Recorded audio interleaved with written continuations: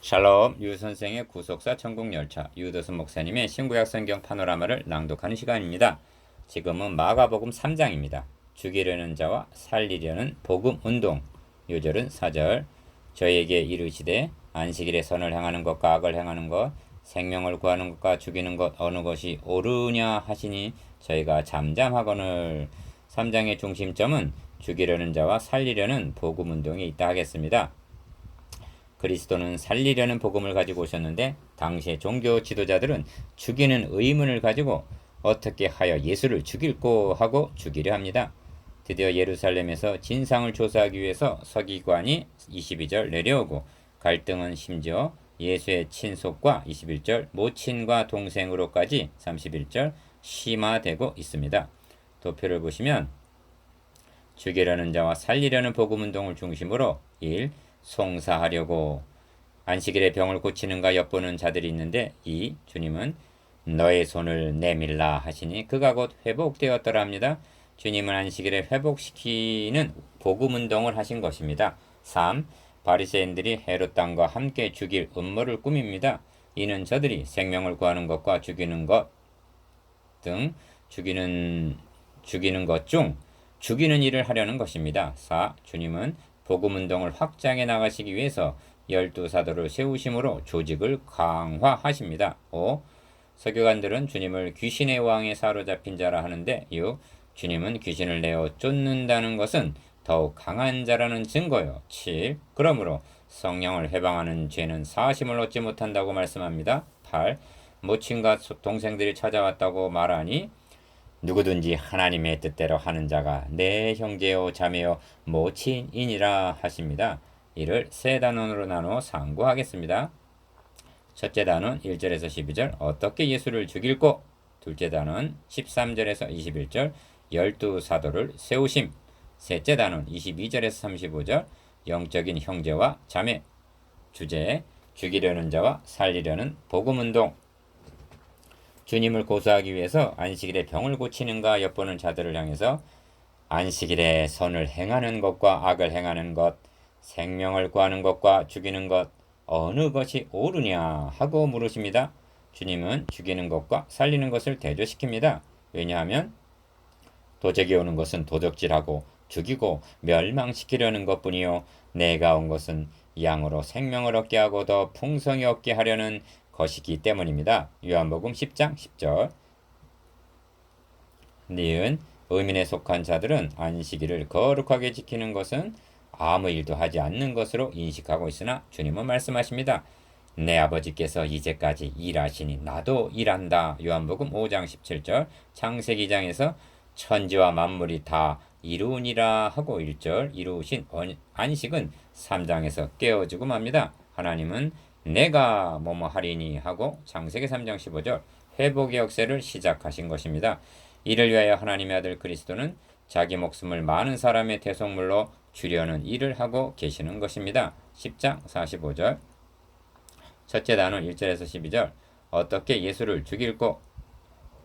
1. 예수께서 다시 회당에 들어가시니 한편 손 마른 사람이 거기 있는지라 사람들이 예수를 송사하려 하여 안식일에 그 사람을 고치시는가 엿보거늘. 1절에서 2절 기억 고치는가 못 고치는가를 엿본 것이 아닙니다. 안식일을 지키는가 범하는가를 엿본 것입니다. 저희가 다 놀라 영광을 하나님께 돌리며 가로되 우리가 이런 일을 도무지 보지 못하였다 하고 2장 12절 기뻐하는 무리들이 있는가 하면 송사하기 위해서 엿보는 생명은 없고 의식만을 지키는 자들도 있습니다. 여기서 살았다 하는 이름은 있으나 실상은 죽은 종교가들을 봅니다. 이 니은 이들은 2장에서 4번이나 7절, 6절, 18절, 24절 4번이나 충돌한 서기관과 바리새인들의 하수인들입니다. 디귿 주님은 저들의 심중을 아시고 손 마른 사람에게 이르시되 한가운데 일어서라 하시고 저에게 이르시되 안식일에 선을 행하는 것과 악을 행하는 것, 생명을 구하는 것과 죽이는 것 어느 것이 옳으냐 하시니 저희가 잠잠하거늘. 3절에서 4절 2. 저희 마음의 완악함을 근심하사 노하심으로 저희를 둘러보시고 그 사람에게 이르시되 너의 손을 내밀라 하시니 그가 내밀매 그 손이 회복되었더라. 5절 기억 복음은 회복의 역사입니다. 주님은 저들의 입을 벙어리 되게 하시고 괴계를 봉쇄해 버리신 것입니다. 3. 바리새인들이 나가서 곧 헤롯 왕과 함께 어떻게 하여 예수를 죽일고 의논하니라. 6절. 기어 바리새인들과 헤롯 왕은 합할 수 없고 함께 할 수 없는 사이입니다. 그런데 주님을 죽이려는 데는 뜻을 같이 하고 있는 것입니다. 기어 예수께서 제자들과 함께 바다로 물러가시니 갈릴리에서 큰 무리가 좇으며 유대와 예루살렘과 이두메와 요단강 건너편과 또 들어와 시돈 근처에서 허다한 무리가 그의 하신 큰 일을 듣고 나아오는지라. 예수께서 무리의 에워싸 미는 것을 면키 위하여 작은 배를 등에 대도록 하시고 제자들에게 명하셨으니 이는 많은 사람을 고치셨으므로 병에 고생하는 자들이 예수를 만지고자 하여 피끈이 함이더라. 7절에서 10절. 니은 더러운 귀신들도 어느 때든지 예수를 보면 그 앞에 엎드려 부르짖어 가로되 당신은 하나님의 아들이니이다 하니 예수께서 자기를 나타내지 말라고 많이 경계하시니라. 11절에서 12절. 귀신 들린 자들이 당신은 하나님의 아들이니이다 한 말은 바리새인들과 헤롯 당원들이 어떻게 하여 예수를 죽일고 한 말과 날카롭게 대립되고 있습니다. 귀신은 예수가 누군가를 알아보는데 종교 지도자들은 몰라보고 있다는 것입니다. 둘째 단은 13절에서 21절. 열두 사도를 세우심. 4. 또 산에 오르사 자기 원하는 자들을 부르시니 나아온지라. 이에 열두를 세우셨으니 이는 자기와 함께 있게 하시고 또 보내사 전도도 하며 귀신을 내어 쫓는 권세도 있게 하려 하심이러라. 12절에서 15절. 기어 저들이 죽이려는 음모를 꾸미고 있는 반면 주님은 열두 사도를 택하십니다. 사도를 세우신 목적을 세 가지로 말씀하는데 첫째가 자기와 함께 있게 하시고입니다. 이것이 먼저이고 무엇보다 중요한데 가장 소홀히 하기 쉬운 부분입니다. 함께 있게 하시고는 주님과의 교제를 의미합니다. 그리하여 은혜를 입고 예수가 누군가 그는 왜 오셨는가를 배워가는 제자 훈련을 가리킵니다. 니은 둘째는 또 보내사 전도도 하며 하십니다. 주님은 자신이 구속사역을 이루신 후에 하나님께로부터 오셨다가 하나님께로 돌아가실 것을 아시고 계십니다. 요한복음 13장 3절. 이를 대비하여 열두 사도로 하여금 주님이 떠나신 후에 교회의 터를 돋는 창설 멤버로 훈련하시려는 것입니다. 디귿. 셋째 이유는 귀신을 내어 쫓는 권세도 있게 하려 하심이러라 합니다. 이는 복음 전파란 악의 세력과의 싸움임을 나타냅니다. 그러므로 사도 바울은 우리의 씨름은 혈과 육에 대한 것이 아니요 정사와 권세와 이 어둠의 세상 주관자들과 하늘에 있는 악의 영들에게 대함이라 하는 것입니다. 에베소서 6장 12절. 리을. 이 점에서 유념해야 할 점은 자기 원하시는 자들을 부르시니 한 13절 주권적인 선택입니다. 주님은 너희가 나를 택한 것이 아니요 내가 너희를 택하여 세웠나니 하십니다. 요한복음 15장 16절. 그리하여 사람을 양너부가 되게 하리라 하시는 것입니다. 1장 17절.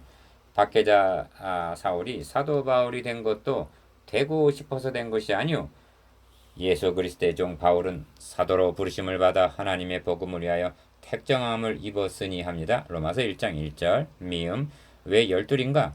이 점에서 유념해야 할 점이 있는데 새로운 시대의 개막이라는 말이 구약 시대와의 단절을 의미하는 것이 아니라는 점입니다. 이는 언약, 예언, 모형, 그림자로 주셨던 것이 실체로 성취가 되었음을 가리킵니다. 이 일관성과 지속성을 나타내기 위해서 12지파에 상응하는 12사도를 택하신 것입니다. 이 점이 완성의 책인 계시록 마지막에 이르러 12문에는 12지파의 이름이 있고 12기초석에는 12사도의 이름이 있더라 하고 계시록 21장 12절에서 13절 구약교회와 신약교회가 하나가 되는 데서 드러납니다.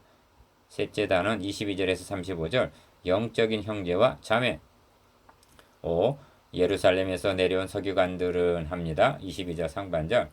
예루살렘에서 서기관이 내려왔다는 것은 예수의 소문이 사내들인 공회까지 전해졌다는 것과 자신들의 기득권의 큰 위협으로 여겨졌음을 나타냅니다. 기억. 저가 바알세부를 짚혔다 하며 또 귀신의 왕을 힘입어 귀신을 쫓아낸다 하니. 22절 하반절. 이는 저들도 주님이 행하신 능력을 부인할 수가 없었다는 증거입니다. 니은 예수께서 저희를 불러다가 비유로 말씀하시되 사탄이 어찌 사탄을 쫓아낼 수 있느냐. 또 만일 나라가 스스로 분쟁하면 그 나라가 설 수 없고 만일 집이 스스로 분쟁하면 그 집이 설 수 없고 만일 사탄이 자기를 거스려 일어나 분쟁하면 설 수 없고 이에 망하느니라 하십니다. 23절에서 26절. 6. 사람이 먼저 강한 자를 결박치 않고는 그 강한 자의 집에 들어가 세간을 늑탈치 못하리니 결박한 후에야 그 집을 늑탈하리라. 27절. 기억.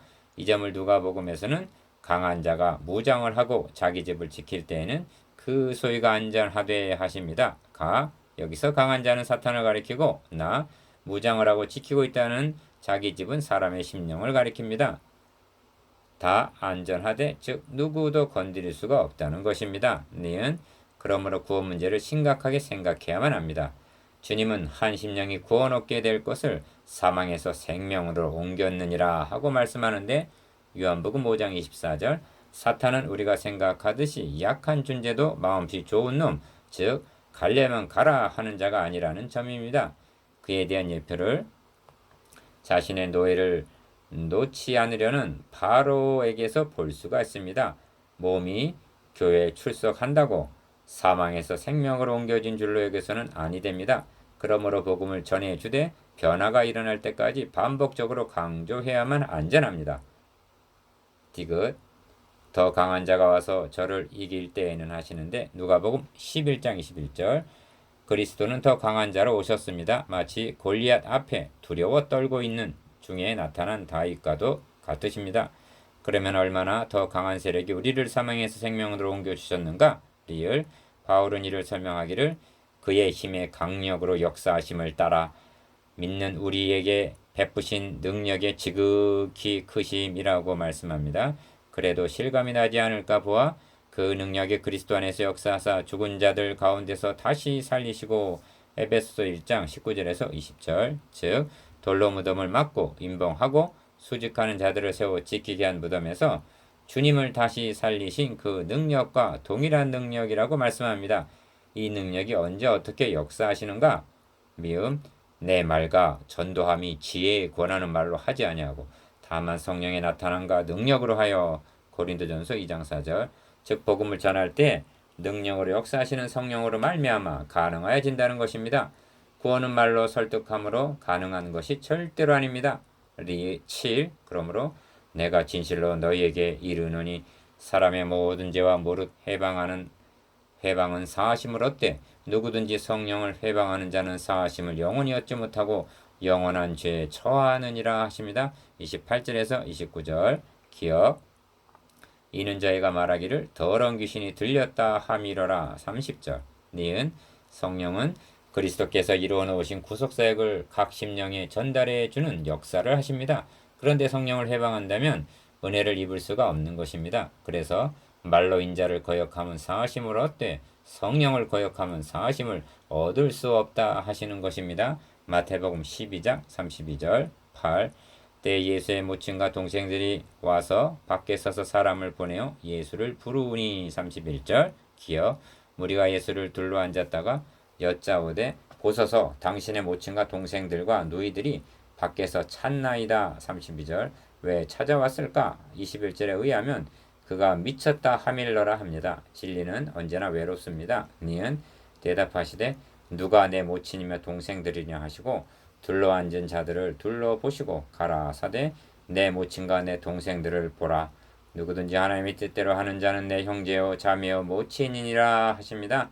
33절에서 35절 이는 가정의 의를 부정한 것이 아니라 하나님의 나라 건설이라는 대국적인 안목으로 하신 말씀입니다. 그러므로 진리는 뜻을 같이 하는 형제가 있게 외롭지 않습니다. 디귿 보라 누구든지 하나님의 뜻대로 하는 자는 내 형제요 자매요 모친이니라 하신 말씀은 택하여 세우신 12사도가 형제들이요 새로운 가족이라는 말씀입니다. 뒤에 가서 주님은 혈류병자였던 여인을 따라 하고 부르십니다. 사도 바울은 말씀합니다. 그러므로 이제부터 너희가 외인도 아니요 손님도 아니요 오직 성도들과 동일한 시민이요 하나님의 권속 가족이라. 에베소서 2장 19절. 여러분이 하나님의 가족의 일원임을 망각하지 마시기 바랍니다. 거기에는 특권만이 아니라 상응하는 책임이 따름도 잊지 마시기 바랍니다. 9. 묵상해 보겠습니다. 기어 예수를 죽이려는 자들과 살리려 오신 복음운동에 대해서. 니은 12사도를 택하신 세 가지 이유에 대해서. 디귿 영적인 형제와 자매의 형제 우애에 대해서.